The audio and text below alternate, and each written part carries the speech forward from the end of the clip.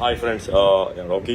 Okay, നമ്മുടെ കഴിഞ്ഞ സീസണിലെ വിജയമായിട്ടുള്ള അഖിലിന്റെ കുറച്ച് കടുത്ത ആരോപണങ്ങൾ നമ്മൾ കേൾക്കുകയുണ്ടായി ബിഗ് ബോസിൽ കുറിച്ചിട്ടും. അതുപോലെ തന്നെ അവിടെ ഉള്ള മെയിനായിട്ടുള്ള 2 വ്യക്തികളെ കുറിച്ചിട്ടുമാണ് അഖിൽ ഇത്രയും കടുത്ത ആരോപണം ഉന്നയിച്ചിട്ടുള്ളത്. അതിൽ പല ആരോപണങ്ങളും ഉണ്ടായിട്ടുള്ളതിലും എനിക്ക് ഏറ്റവും കൂടുതൽ സ്ട്രൈക്ക് ചെയ്തിട്ടുള്ളത് അഖിൽ പറഞ്ഞിട്ടുള്ള ഈ ഒരു പോയിന്റാണ്. കൊടുത്തു കയറിയ മത്സരാർത്ഥികളുണ്ട് കഴിഞ്ഞ സീസണിൽ. ആരാണ് ഈ ശമ്പളം ഈ രീതിയിൽ അവർക്ക് കൊടുത്തത്? അതിന്റെ ഷെയർ വാങ്ങി സ്ത്രീകളെ സ്വന്തം കാര്യങ്ങൾക്ക് ഉപയോഗിച്ചുകൊണ്ട്, മത്സരാർത്ഥികളെ സ്വന്തം കാര്യങ്ങൾക്ക് ഉപയോഗിച്ചുകൊണ്ട് ഇത്തരം നാറിയ പരിപാടികൾ കാണിക്കുന്ന അവന്മാരെ തുറന്നു കാണിക്കണം. അത് ഇമാതിരി പുഴുത്തു നാറിയ ഒരു ഷോ 50 ദിവസമായിട്ട് ഈ സമൂഹത്തിൽ ഈ ഷോ ഇത്രയേറെ നെഗറ്റീവായി പൊയ്ക്കൊണ്ടിരിക്കുമ്പോഴും മോഹൻലാലിനെ പോലും പറഞ്ഞു പറ്റിച്ച് ഇതെന്തോ മഹത്തരമാണെന്ന് കാണിച്ച് വീഡിയോ ഇട്ടേക്കാണ് 50ാമത്തെ ദിവസം. നാണം കെട്ട് ഞാൻ രാവിലെ പറഞ്ഞു, അതായത് ഈ വെറും പാപ്പരാസികളുടെ സ്വഭാവമുണ്ട്, അല്ലെന്നുണ്ടെങ്കിൽ റീച്ചിന് വേണ്ടിയിട്ടും കാശിന് വേണ്ടിയിട്ടും ചെയ്യുന്ന ചില നാറിയ മാധ്യമ പ്രവർത്തകരുണ്ട്. ആരുടെയും അടിയിൽ ഒളിക്യാമറ കൊണ്ടുവച്ച് പകർത്തിയെടുക്കുന്ന വിഷ്വലുകൾക്ക് വലിയ പ്രാധാന്യം ഉണ്ടാവും. അത്തരം പ്രാധാന്യങ്ങളല്ല ബിഗ് ബോസ് പോലത്തെ ഒരു ഷോയിൽ കാണിക്കേണ്ടത്. സമൂഹത്തിന്റെ പ്രതിഫലനമാകണം ബിഗ് ബോസ് പോലത്തെ ഒരു ഷോ. അത് യവന്മാരുടെയൊക്കെ നാറിയ സ്വന്തം സ്വാർത്ഥ താല്പര്യങ്ങൾ സംരക്ഷിക്കാൻ വേണ്ടിയിട്ട് പെണ്ണുങ്ങളെ കൂടെ വിളിച്ച് കിടത്തിയിട്ട്, അല്ലെങ്കിൽ പെണ്ണുങ്ങളുടെ കയ്യിൽ നിന്ന് കാശ് മേടിച്ചിട്ട്, അല്ലെങ്കിൽ മത്സരാർത്ഥികളെ കാശും മേടിച്ചിട്ട് അവരെ ജയിപ്പിക്കാൻ വേണ്ടിയിട്ട് കാണിക്കുന്ന നാരത്തരമാകരുത് ഒരു ഷോ. ഈ പെണ്ണുങ്ങളെ വിളിച്ച് കൂടെ കിടത്തിയിട്ട്, അല്ലെങ്കിൽ പെണ്ണുങ്ങളെ കയ്യിൽ നിന്ന് ക്യാഷ് മേടിച്ചിട്ട് ആദ്യമേ തന്നെ, അതായത് ഇന്ന ആൾക്കാർ ജയിക്കും എന്നുള്ള തീരുമാനത്തിൽ ആദ്യമേ തന്നെ ഒരുപാട് ക്യാഷൊക്കെ മേടിച്ചിട്ട് പിന്നെ ബാക്കിയുള്ള ആൾക്കാരെ അവിടെ വിളിച്ച് നിർത്തിയിട്ട് ഇങ്ങനെ കളിപ്പിക്കുന്നതെന്ന് വെച്ച് കഴിഞ്ഞാൽ അതൊരു നല്ല പരിപാടിയല്ലല്ലോ, അല്ലേ? അത് മാത്രമല്ല, വോട്ട് മേടിച്ചിട്ട് ജനങ്ങളുടെ വോട്ട് മേടിച്ചിട്ടാണ് ഈ ഒരു ഷോ മുന്നോട്ട് കൊണ്ടുപോകുന്നത്. എനിക്ക് കൂടുതൽ പിന്നെ വെച്ച് കഴിഞ്ഞാൽ അഖിൽ പറഞ്ഞിട്ടുള്ള കാര്യം വെച്ച് കഴിഞ്ഞാൽ അവിടുത്തെ 2 പേരെ കുറിച്ചിട്ട് സംസാരിച്ചിട്ടുണ്ട്. ആ 2 പേരും, അല്ലേ? ആ 2 പേര് ആരൊക്കെയാണ്, അതല്ല ഏതൊക്കെ പെണ്ണുങ്ങളാണ് കൂടെ കിടന്നിട്ടുള്ളത്, ആർക്കൊക്കെയാണ് പൈസ, ആരുടെ കയ്യിൽ നിന്നൊക്കെയാണ് പൈസ മേടിച്ചിട്ടുള്ളത്. പിന്നെ സിബിന്റെ വിഷയം, സിബിന് എന്തിനാണ് ആ ഡ്രഗ്സ് കൊടുത്തത്, ആ മരുന്ന് കൊടുത്തത്. ഓക്കെ, അവിടെ നിൽക്കുന്നവർക്കറിയാം, അവിടെ നിന്നിട്ടുള്ളവർക്കറിയാം അവിടെ ഉള്ള മെന്റൽ പ്രഷർ എന്താണ്. ലാലേട്ടൻ നമ്മളെ എത്രത്തോളം സ്വാധീനിക്കുന്നുണ്ട് എന്നുള്ളത് അവിടെ നിൽക്കുന്നവർക്ക് അറിയാം. കാര്യം ലാലേട്ടന്റെ ഓരോ വാക്കും നമുക്ക് വേദവാക്കുകളാണ്. അപ്പം അവസാനമായിട്ട് എന്നോട് പറഞ്ഞിട്ടുള്ള വാക്ക് എന്താണെന്നുള്ള കാര്യം നിങ്ങൾക്ക് എല്ലാവർക്കും അറിയാം, എന്താണ് അവസാനമായിട്ട് എന്നോട് പറഞ്ഞിട്ടുള്ളത്. അപ്പം അതും എന്നിൽ ഒരുപാട് സ്വാധീനം ചെലുത്തി. ഓക്കെ, ആ വാക്കുകൾ. കാര്യം അവിടെ നിൽക്കും, നമ്മൾ പുറത്തുനിന്ന് ഒരിക്കലും പുറത്തുനിന്ന് പറയും പോലെയോ പുറത്തുനിന്ന് കാണും പോലെയോ അല്ല ആ വീടിനകം. ഒരുപാട് പറയാനുണ്ട്. പക്ഷേ ഇതിൽ പറഞ്ഞതുപോലെ തന്നെ ഈ ഒരു എഗ്രിമെന്റ് അതുകൊണ്ടൊന്നും പറയുന്നില്ല.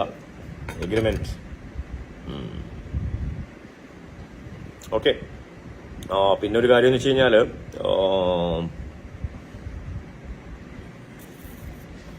കാണാം, അല്ലേ?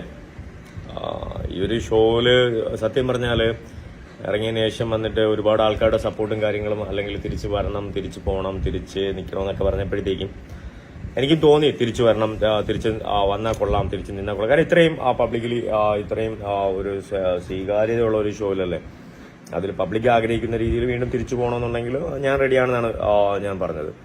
പക്ഷേ എങ്കിൽ സത്യം പറഞ്ഞു കഴിഞ്ഞാൽ ഈ ഒരു അഖിലിന്റെ ഈ ഒരു ലൈവ് കണ്ടതിന് ശേഷം വന്നിട്ട് ഇതൊക്കെ നമുക്ക് എല്ലാവർക്കും പറയാനുള്ള കാര്യങ്ങൾ തന്നെയാണ് അഖിൽ വെട്ടി തുറന്ന് പറഞ്ഞത്. എല്ലാ ആൾക്കാർക്കും പറയാനുള്ള കാര്യങ്ങൾ തന്നെയാണ്. അതുകൊണ്ട് തന്നെ ഞാനൊരു കാര്യം തീരുമാനിച്ചതെന്ന് വെച്ച് കഴിഞ്ഞാൽ, ഇനി വിളിച്ചാലും ഞാൻ പോകുന്നില്ല എന്ന് ഞാൻ തീരുമാനിച്ചു. ഞാൻ ഈ ഒരു ഷോ സംബന്ധിച്ചിട്ടുള്ള കാര്യങ്ങളോ അല്ലെങ്കിൽ സംസാരങ്ങളോ ഒക്കെ ഞാൻ ഇന്നത്തോടു കൂടി ഇവിടെ വെച്ച് നിർത്തണമെന്നാണ് തന്നെയാണ് എൻ്റെ ആഗ്രഹം.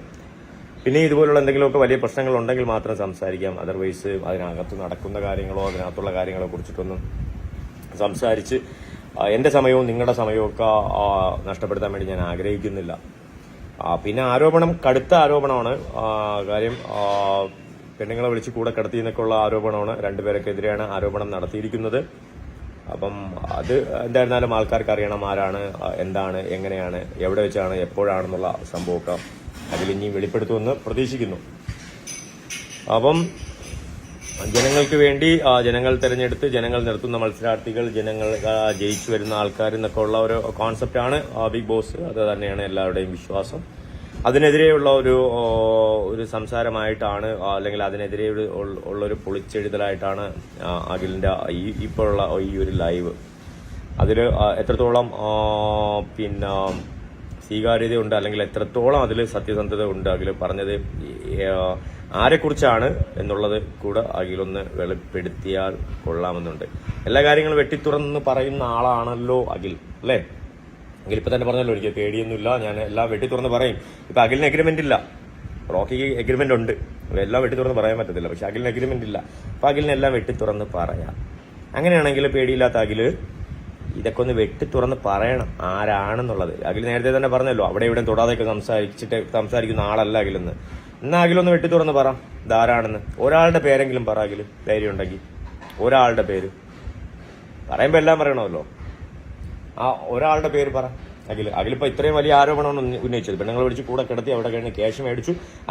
അത് മാനിപ്പുലേഷൻ അല്ലേ, അത്രയും വലിയ പറ്റിക്കലല്ലേ. അപ്പം ആ പറ്റിക്കലല്ലേ ഇപ്പോഴും ആൾക്കാർ നിൽക്കുന്നത്. ഇത്രയും മലയാളികൾക്ക് വേണ്ടിയാണ് സംസാരിച്ചത്, ജനങ്ങൾക്ക് വേണ്ടിയാണ് സംസാരിച്ചതെന്ന് ഇപ്പൊ അഖിൽ പറഞ്ഞല്ലോ. അപ്പൊ അഖിൽ അത് ജനങ്ങൾക്ക് വേണ്ടിയാണ് സംസാരിച്ചെങ്കിൽ അത് തുറന്ന് സംസാരിക്കുക.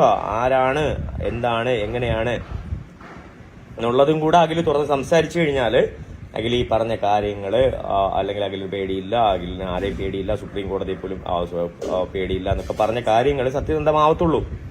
ഇപ്പോഴും അഖിൽ പേടിച്ചിട്ടാണ് സംസാരിച്ചെന്നാണ് ഞാൻ പറയുന്നത്, അല്ലേ? ഇതിലും ഒരുപാട് ഒളിച്ചു വെച്ചിട്ടൊക്കെയാണ് സംസാരിച്ചത്.